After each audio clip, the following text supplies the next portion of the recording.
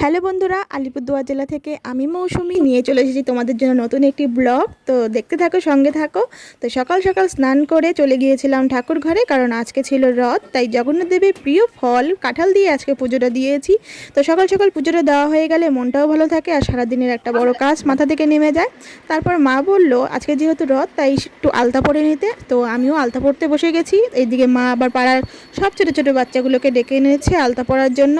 তো আমি আর মা প্রথমে পরে নিয়েছি, তারপরে দেখতেই পাচ্ছো বাচ্চারা সবাই মিলে মজা করে আলতা পড়েছে। এরা সবাই বম্মার সাথী, মানে আমার মাকে এরা সবাই বম্মা বলে ডাকে। তো বম্মা যা বলবে সেটা তো করতেই হবে। আরাধ্যা হাই বলে দাও, নীলিমা হাই বলে দাও।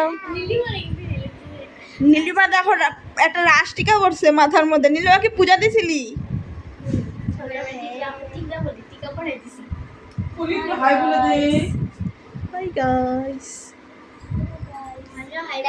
এই যে বাচ্চা পাটিগুলো দেখতে পাচ্ছ, এটা কিন্তু সবাই আমার মার বান্ধবী। মা কিছু একটা বললে সবাই চেষ্টা করে সেই কাজটা করে দেওয়ার।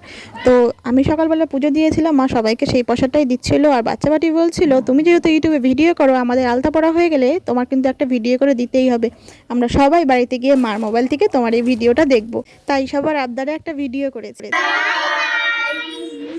সবাই মিলে দেখো আলতা পড়েছি সবাই মিলে। আমরা এখন সবাই মিলে মেলায় যাব ঘুরতে। তোমরা কে কে যাবে কমেন্টে জানাবে। আর এই রথের দিনে আমরা সবাই মিলে আলতা পরলাম, কেমন লাগছে বলবে। এই দেখো আমাদের আলতা, এই যে আলতা পড়েছি সবাই মিলে। কেমন হয়েছে কমেন্টে জানাবে। আলতা পরে সবার পাগুলো কি সুন্দর লক্ষ্মী লক্ষ্মী হয়ে গেছে না? তো যাই হোক, পরের ভিডিওতে দেখাবো রথ নিয়ে আমরা সারা পাড়া ঘুরে কি সুন্দর মজা করেছি। সেটা দেখার জন্য অবশ্যই চ্যানেলটিকে সাবস্ক্রাইব করতে হবে।